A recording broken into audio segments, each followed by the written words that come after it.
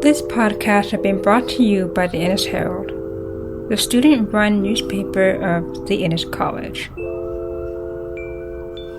Hello and welcome to the first episode of the Innis Herald Podcast.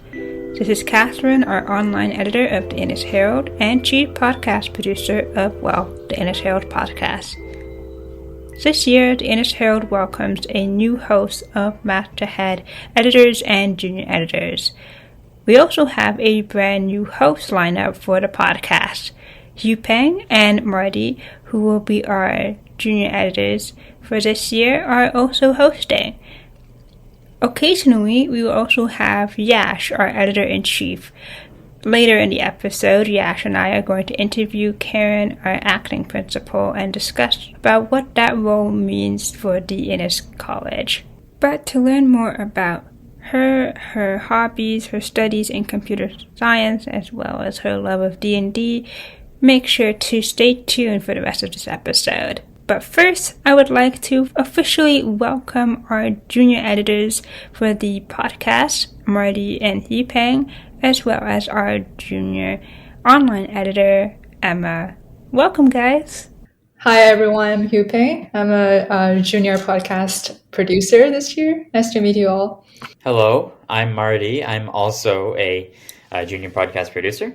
Hi, everyone. My name is Emma. I am a junior online editor and a guest in my very first podcast. So we welcome all of you. And really for this episode, I just wanted to take the time to introduce all of you, because all of you are basically brand new to the masthead, if I not had said that already. But today we're just going to chill and sort of get a chance to get to know each other, and for those who are listening, to have a better understanding of what's it like to be junior editors and so on. So Huipeng, I'll let you take over from now. Okay, thanks, Catherine. So I just prepared a few questions that let you guys know more about ourselves. So I'll just start by introducing more about myself. So my name is Huipeng. I'm a first-year MA student in cinema studies, and as I mentioned, I'm a junior podcast producer.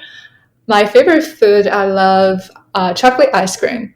And I chose Innis Herald because I feel like most I've been studying in the class is more film theories, more theoretical stuff. So I want to get more practical experiences.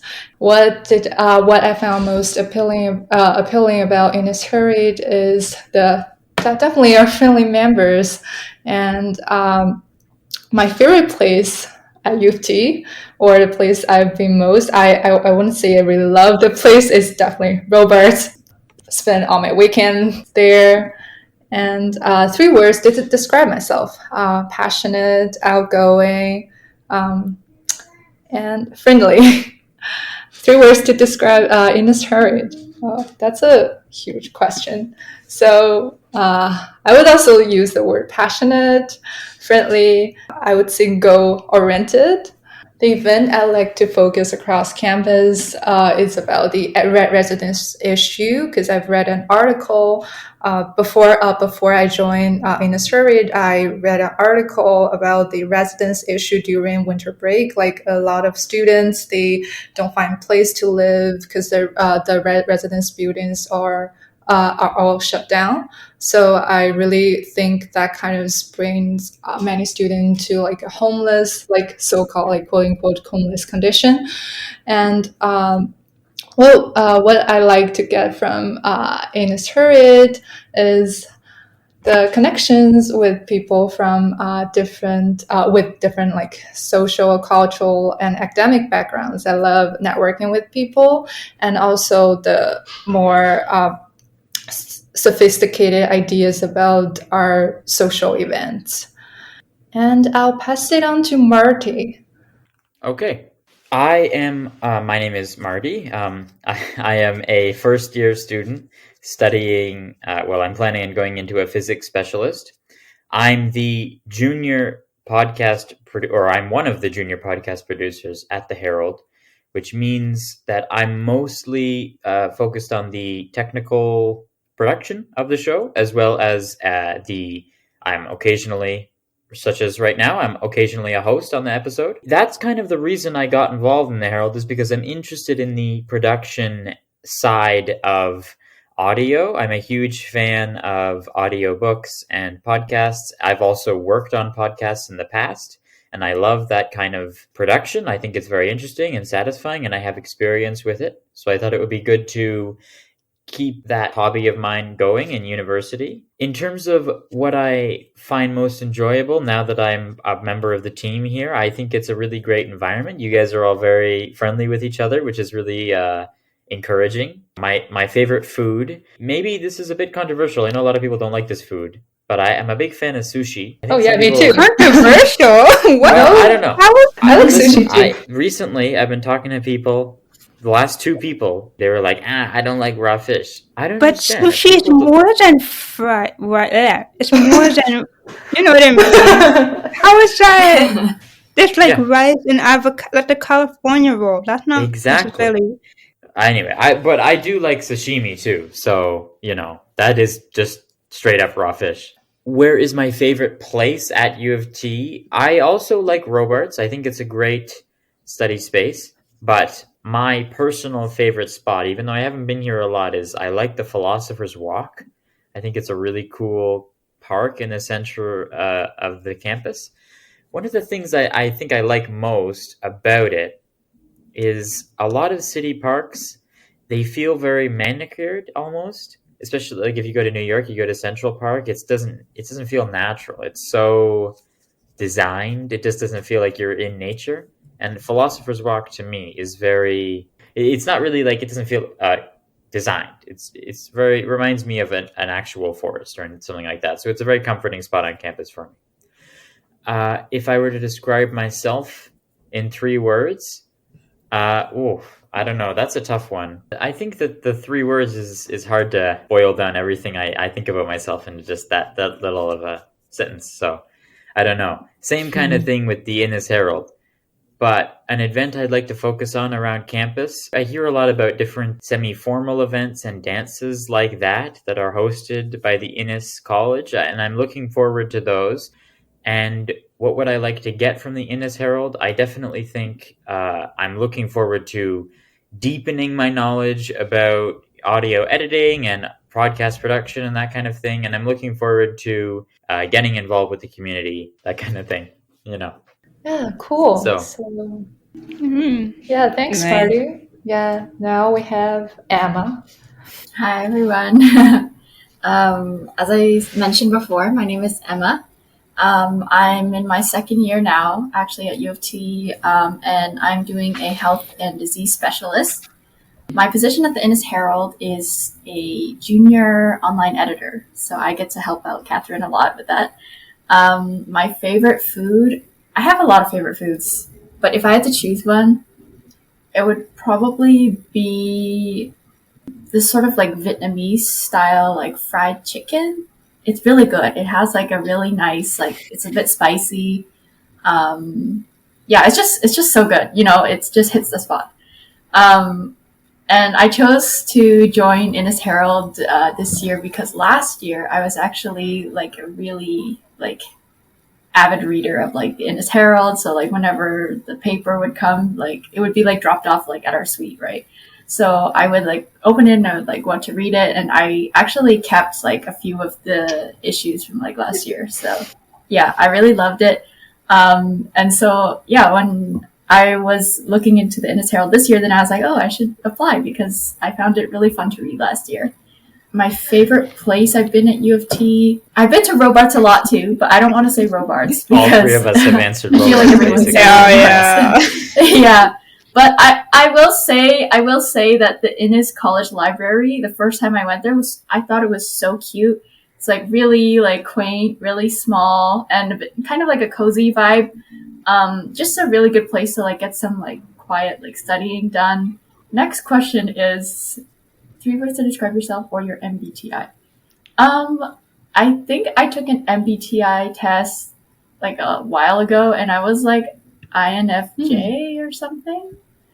I don't exactly remember, but I think that matches up because I think of myself as more like of an introverted person. So I think it's It's I pretty think I'm accurate. also Yeah. an inf J or an int J or something. I'm an ENFJ. Oh yeah, nice. Catherine, do you know your I did it like MBTI type? 2 years ago. I just know I don't even remember the combination. But I just knew it was like something along the lines of like defender or like a combination of like an introvert and an extroverted, but like also widely spoken. I don't know. I'm all over the place. I think it's like an ENJ something. I don't know. Yeah, I mean, I guess you have like a general idea. Kind of remember. Yeah.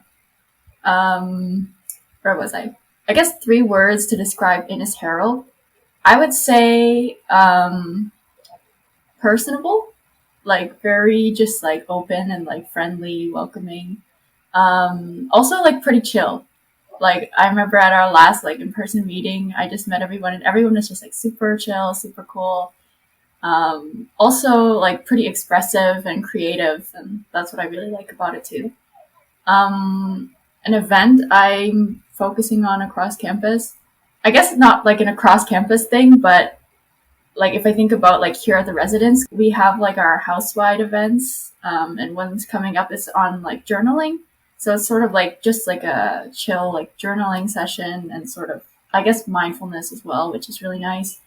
Really helps during midterm season. And what I'd like to get from Innis Herald, I'd like to learn more about just website editing in general, online editing, and also podcast production, because this is, as I said, my first podcast that I've ever participated in, and it's super cool.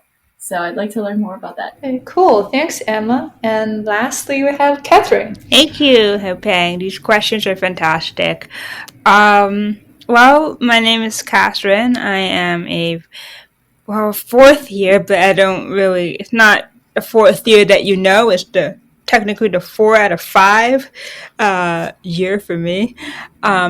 So my program is political science. That's my major. I also I minor, but in my head I specialize in history and writing and rhetoric. I'm also like the president of a club called Accessibility Awareness Club at U of T, and part of different committees. But essentially, I like keeping myself busy.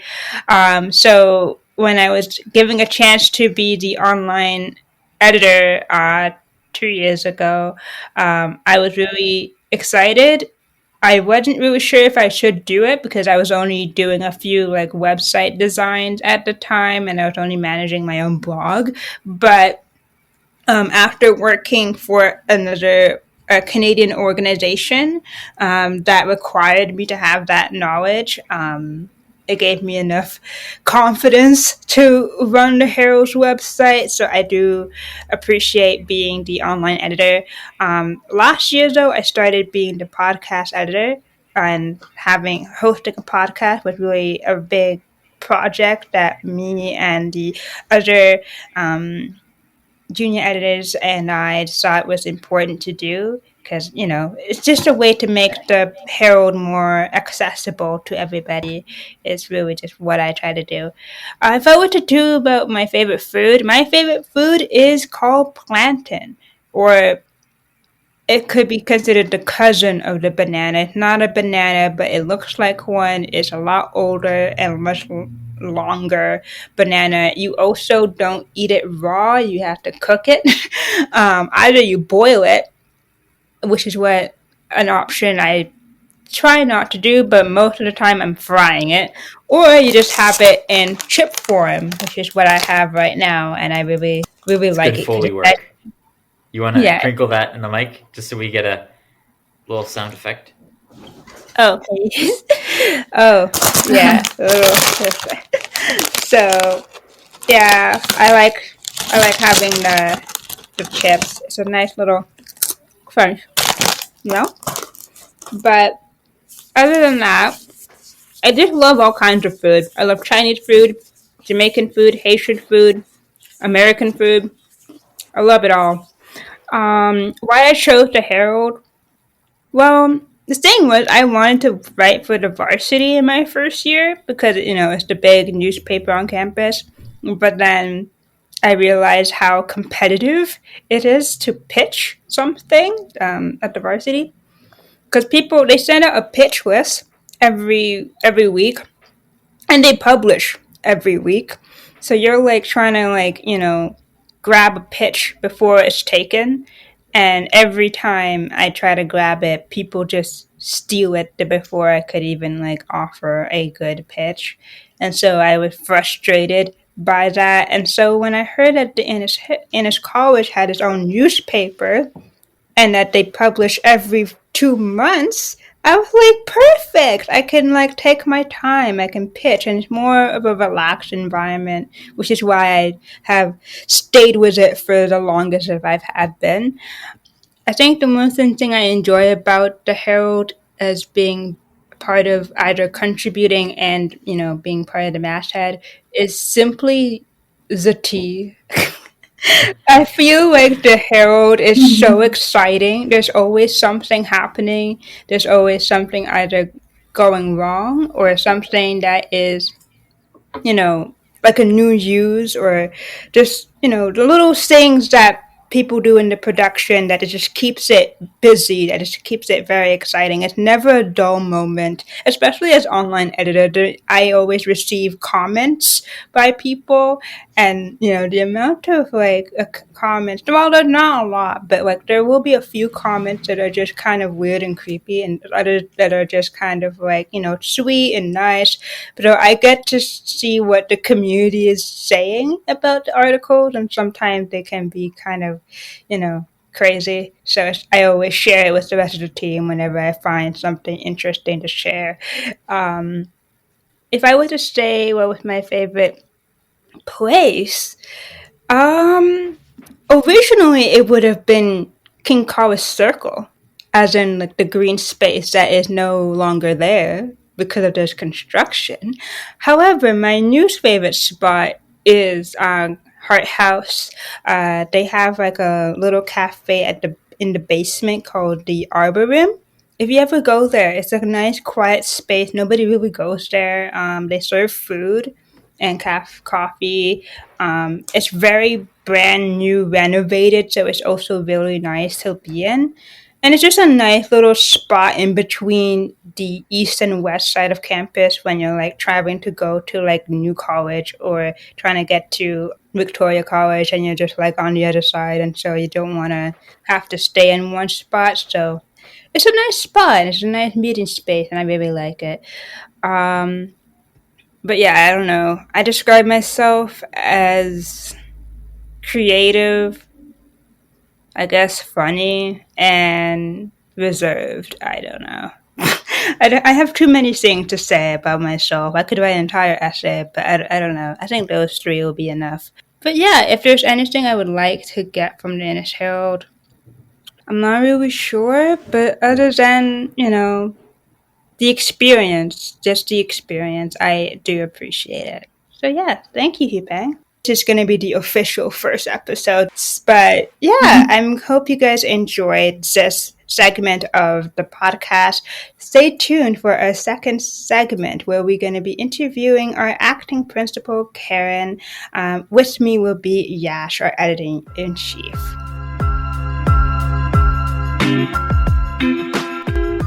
But before we move on to the next segment, we have some news. The Innis Herald Podcast is open for contributor interviews. Have you contributed to the Herald? Short stories, articles, illustrations, or video content?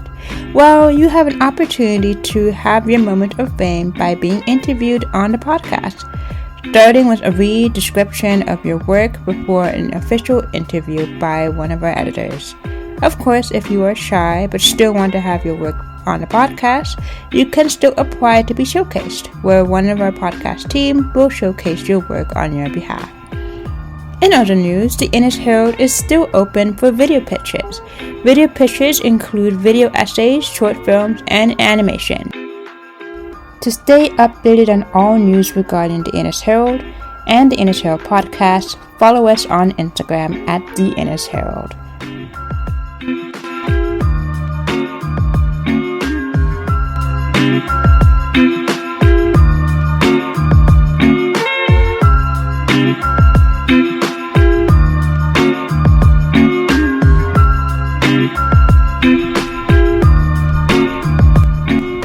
Hello and welcome to the second half of episode 1 of the Innis Herald Podcast. Once again, I'm Catherine, one of your hosts for this podcast. I'm also here with my co-host, Yash. Hey Innis, I'm Yash Kumar Singhal, and I have the honor of being the editor-in-chief of the Innis Herald this year. I'm really excited to be here, and you will probably see me, or rather hear me, making cameos on here in future episodes too. In today's episode, Catherine and I are in conversation with the wonderful Karen Reid, the acting principal of Innis College for this year, who I got to work with quite a bit while planning orientation over the summer. For me, it's a pleasure to meet you, Karen, for the first time, as I'm looking forward to get to know you a bit more through this interview. That's great. I'm thrilled to be a part of the Innis community now, so I'm really excited about meeting students and participating in all the Innis activities. So we can get right into it and start off with our first question, which is very simple. What exactly is an acting principal, and what duties will you be performing? That's good. That's a good question. People keep asking me this all the time now. I don't know how familiar your listeners are to what a principal does, but the principal is kind of the head of the whole college and is kind of in charge of all of the different aspects of the college, from the residents to the student life portfolios to the registrar and even things like facilities and all of the staff that involved in the college. So what that really means is that there's a lot of people who do all the real work, and they report up to the principal level, and so the principal's job is to do a lot of the coordination and then lots of the fun things like meeting and working with students too. Now, an acting principal is somebody who's asked to step in while the current principal is on leave. So Charlie Kyle is the principal of Innis College, and he's taking a well-earned administrative leave this year, but he will be back next year to continue his role as principal of Innis College. So I'm kind of stepping in for the year to try to help continue to run things smoothly here. Do you have any particular plans as being the principal for a year? So I think it's interesting because as acting principal, I'm really stepping in a fairly temporary role. And so mostly I'm trying not to break anything. That's a very flippant answer. That's a good goal to have. But what I'm really hoping to do is to continue making sure that some of the big projects that have been started at Innis and that Charlie's been spearheading continue on. And personally, my big ambition is to meet as many students as possible and to get to know some more about all of the different activities that students engage in outside of the classroom, because I spend most of my time inside a classroom and working with students on coursework. And so this is a great opportunity for me to get to work with students in a different kind of capacity. What is one thing that the Innisians should know about you? Well, there's lots of things I imagine people would like to know about me. So the most important thing that I want students to know about me is that I'm very approachable and I love talking to students. And I would really genuinely hope that students will stop me on the street and if they recognize me and tell me that they're a student in this college or an Innisian. I have to work on saying that, and tell me what they're up to and what they're interested in. Yeah, I think that's just what everybody needs to know. It's really important to have someone who you can just approach them and, feel like, because, when you hear the title principal, and I should know because my mother is a principal of epilepsy, of a school. So I know that it can be very hierarchical when people are like, oh, you have so much power and I don't want to talk to you. But really, it's just they're just people, you can hang out with them. Well, and I think that's the beautiful thing about how the colleges work here at the University of Toronto, and of course Innis College in particular, is that it's not a big hierarchy. There's it's a really close-knit community, and the staff and faculty at Innis are really here for students, and there's not that many of us, and I've gotten to know most of the staff already in the last couple of months. And so I think it's a great place for students who want to find a home away from home. Here's some fun questions to stir the pot. I've learned that you do some D&D. Oh, that's interesting. Yeah. So I haven't done very much D&D, but my kids are very interested in it. And they got me interested. What I like about D&D is the storytelling aspects of it. And so they got me interested in some podcasts and they do a little more video. I like to listen to podcasts when I'm walking outside or doing housework or something. So I've listened to a few D&D podcasts, mostly the Adventure Zone. So I haven't played that much, but I'm pretty familiar, and I have been known to buy dice for my kids. What are the hobbies and stuff that do you have? Like, what does Karen Reid do for fun? So I always say I have too many hobbies, and I try not to participate in too many of them at one time. So I'll tell you about the ones that I'm currently involved in, and then people can ask me later about other things that I've done in the past. But my main activity in the winter is that I'm part of a curling team, and so I go play a curling game every week with my husband and a couple of friends of ours.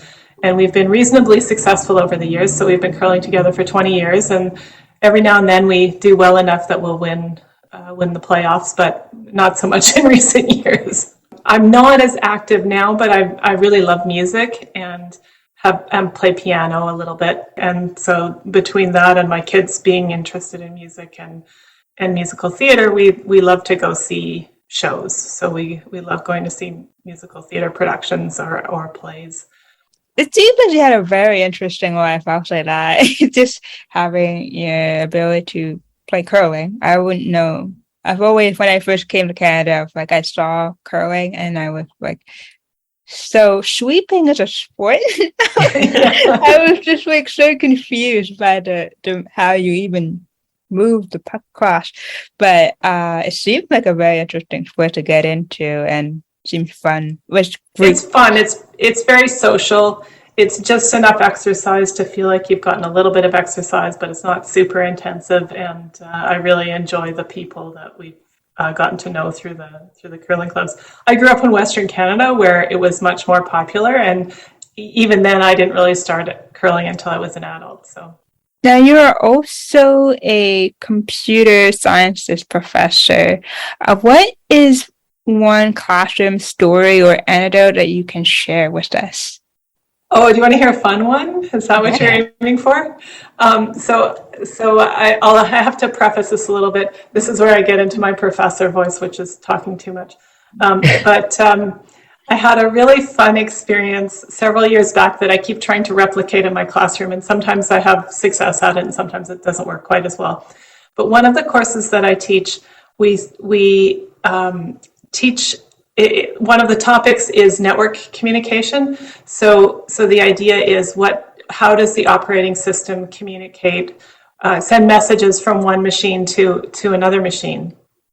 And so in the process of that, during the class, I'll manipulate and write a little program that will send message from one machine to another machine through this program. And so I'm showing the students this, and showing them both sides of it. So I have a very trivial little, it's a very small program, trivial program that is kind of like a chat. So you can type a message in one side and it appears in the other side. And so I'm showing them both sides of it as I'm going. And but the students can see the IP address of the computer. So the location of the computer where it's running, and I'm running it on one of the lab machines. And we've covered enough that, so what happened, the first time it happened, it caught me by surprise and was really fun. But I was showing them this, and I was showing them step by step so they could see how the messages were actually being transferred. And it didn't work the way I expected. And so somebody said, wait a second, why did it do that? students were really paying attention, or some students were really paying attention at that point in time. And I said, oh, I don't know. I either hit something wrong, because sometimes my brain and fingers aren't well aligned when I'm teaching. Or somebody, and then I flippantly said, or somebody tried to connect, somebody else has tried to connect to this server that I was showing them. And so but I figured it was probably just me. I probably just made some mistake. And so I kept going, and then it happened again. And I said, oh, wait a minute, somebody else is trying to connect. And so then I started the whole server again and said, okay, let's see what happens. And it was somebody in the room with their phone had connected to the server when it was all displaying on the screen behind me. And the students just couldn't believe this was possible. And so they all got out their phones and their laptops and started sending messages to the screen. And I'm getting a little nervous, because you never know what's going to happen with a room full of students. They figured out that they could, I'd already taught them enough that they knew how to connect to the server. And so then I kept talking and trying to get in the kind of key points that I was trying to make with this application, where the students were just having all kinds of fun trying to figure out what they could do with this. And so fortunately it was about the right time for a break. Like, it was the evening class, and so it was about right time for a break. So I said, okay, and we were all laughing, and they caught me by surprise. And so then I shut it down so that everybody could go on their break. And a student put up their hand and they said, can you keep it running? And so I thought, okay. I was a little nervous about it, but I started it up again. And it was really fun, because it's the dumbest application. There's nothing fancy about it. It was just straight text. They had to type everything to make it run, but yet it was kind of inspiring and fun. And I really think the students that term understood that part of the network application better than others. The funny thing is, the next day I was teaching exactly the same lecture to a different section, and I thought, well, what's going to happen? And so I tried to set it up a little bit to prompt somebody to do it, and I could see that there was somebody kind of laughing in the front row, and somebody from the previous night had come to class just to do this. And so we had a ball. It was really fun. I love those type of interactions, so they can make it a student's day. And it's I try to manufacture them when I can, but it's also so much fun when they happen just serendipitously, where you can't predict. I love it when I can't predict what's going to happen next. So before you were a professor and a principal at U of T, I think you were a student here too, right? I did some graduate school here for some years before getting a teaching position here. Right. So, but I did manage to finish my degree. So that's all I don't know. I don't know whether it's inspiring or depressing, but a bit of both. Yeah. So maybe tell us something from your days as a student at U of T, or maybe why did you decide to stay in academia? Well, I decided to stay in academia because I love teaching. And I think Catherine noted that in the past I said my original goal was to be an elementary school music teacher. And so teaching was definitely something I've always enjoyed. But what I really like about teaching at the university is that we're all adults. And so we get to engage in the material and in the topics and in learning in a different way, and I really enjoy working with undergraduate students. My time as a student here, I'll pick on one thing that is probably not what you're thinking, but one of my big memories is one of my fellow grad students. Well, I guess we kind of dared each other to go take a swimming class, and so we came to the athletic center here in a stroke improvement type class, and we both kept going and so really enjoyed spending time at the athletic center. I got to be a decent swimmer out of the deal too. Yeah, that sounds right. You gotta take a break from working. Oh, absolutely. Yeah, I don't know if students are as aware of all the facilities that they have available to them No, I don't think so. I It's think part a of your lot student fees. yeah, I think a lot of first years they kind of like zero in on like one building or so and just stick Yeah. in that area. At least that's what I did. I Same know I here. have a friend who is in second year and she's never been to certain like Heart House, for example. I'm like, how have you not been there? It's like you gotta explore. I think that's the best thing to do. I really would love to encourage students to take a chance and explore some of these beautiful buildings, and Hard House is a great example. I always like walking through Knox College too, the Innis College with the the green. I got to get Innis in there with the green. Good catch. Now, this is coming from someone who obviously does not know anything about computer science. Could you describe exactly is computer science? Like, what is it? Sure.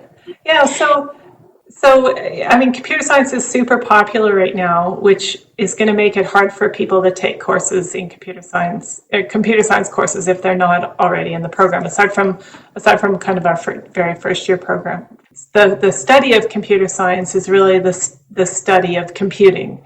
So you can look at that from a bunch of different angles. From the theoretical angle, it's like, what can we compute? So we use various mathematical principles to look at what is computable and how can we think about algorithms and computation in that form. That's not really the area I'm most involved with. So I'm more involved in the applications and in understanding how the operating system works. And so those are the kinds of courses that I like to teach the most, is kind of looking under the hood and seeing how it all, what does it mean to actually run a program, is a question that I often ask my students. And so there's kind of the theoretical underpinnings, and then there's the more mechanics and lower level understanding of the computer. And then around all of that are all of the things that you can do with programming and with computers. Artificial intelligence and neural networks are very popular right now. We use them all the time. To the social implications of computers and algorithms and artificial intelligence and how computers are used and their impact on the environment. So we at the University of Toronto, we have a very large AI group and my colleagues will wag their finger at me when I call it an AI group, because it's composed of multiple different and quite different groups within the artificial intelligence umbrella. But it has fingers into medicine. So we have faculty who work on both bioinformatics and other approaches to quantum computing, to computing in chemistry. Can you tell us about a particularly interesting research project that you maybe read about or supervised or worked on yourself? So I'm a teaching stream faculty, which means that I don't have a research program. And so my job is primarily teaching undergraduate students. But one of the things that I have done over the course of my career, not quite as much right now, but quite a lot in the past, is I liked working with students, or I love working with students on projects. You can call them research projects. Sometimes they don't look quite like a research project. But one of the things I've been very interested in is building tools for education. And so the primary tool that I've been involved in building we call it Marcus. And it's a tool to help students submit assignments and TAs and instructors to grade assignments electronically. And we've been working on this tool for now about it's at least 13 years. I keep losing track of how long we've been working on it. And I'm no longer really the lead on it anymore. We have another faculty member, David Liu, who's really the lead faculty member on it. I've kind of stepped away from it. But I was there when I was the person who got it off the ground and running. And so it's a tool that we use in the classroom and with many of our courses. In fact, I think most of the computer science courses rely on Marcus as a tool to help the course move ahead smoothly. But over the years, we've had Well, I used to always say more than 250. Now I've lost track once David started supervising students, but we've had more than 250, probably closer to 300 students who have worked on Marcus over the years and contributed to making this tool that students use on a daily basis. And what I like about that is that not only do we have a great tool that we can use in the classroom, but students also get to get some experience working on a software system that is a real software system with real users. It's a large code base, and so we're really careful about what gets pushed into production. And so it's kind of a win-win situation because we get to build something that's useful for our students, and we can help students learn about things that will be valuable to them when they go off on their careers. That's really exciting. I mean, giving the students the work experience, but also keeping them in that academia and classroom all at once. Now, it's been a really fun. I'm very proud of that project, even though I'm not very engaged with it at the moment. We eventually got to a point where it got large enough and critical enough to our operations that we were able to hire a full-time programmer who works on that application plus some others. Yeah. You've been really wonderful. And just before we cap this off, because Innis is known for its cinema studies program, I kind of have to ask, what's one movie you really enjoyed watching, or what's your favorite movie right now? Oh, my favorite movie. I love watching movies. I have a group of friends who go to the film festival every year. Oh, okay, I've got two. One is the movie Everything Everywhere All at Once, which I really enjoyed seeing, and I'm looking forward to seeing it again. But I'll stay true to my love of musical theater, and I'll say that the movie Tick, Tick, Boom, which is a history of Jonathan Larson, who wrote the musical Rent.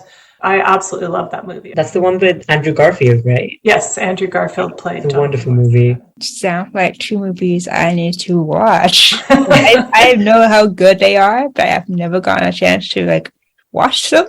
So I will keep that in mind next time I'm looking for a movie. I have to say, one of the exciting things about being involved at Innis this year is that I'm really looking forward to hearing about and seeing a pretty interesting range of movies.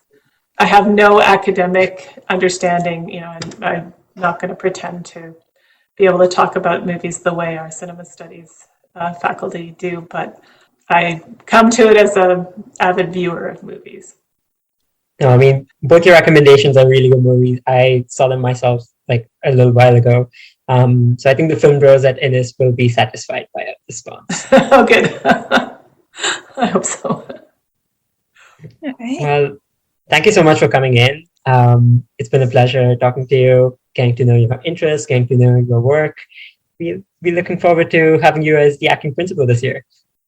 Thank you. It's a real pleasure, and I can't wait to meet more students, and I'm really looking forward to the upcoming year.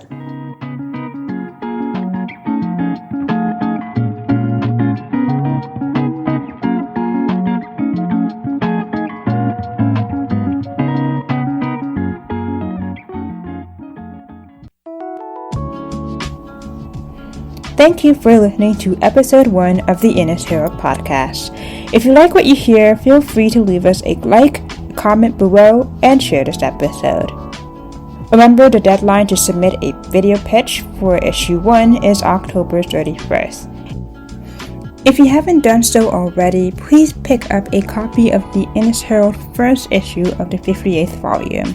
The team had worked really hard to put it together, and we hope that you enjoy it. Coming up on the podcast is our very first Herald highlight. If you remember our pilot episode back in April, we had a short story segment. We know a lot of you enjoyed that part, so we have decided to create a mini-series to highlight our contributors' work in the form of an interview. So stay tuned for that. Next on the Innis Herald pipeline will be our second issue coming out this December. To learn more about that, follow us on Instagram at the Innis Herald to know when the pitch list for issue 2 drops.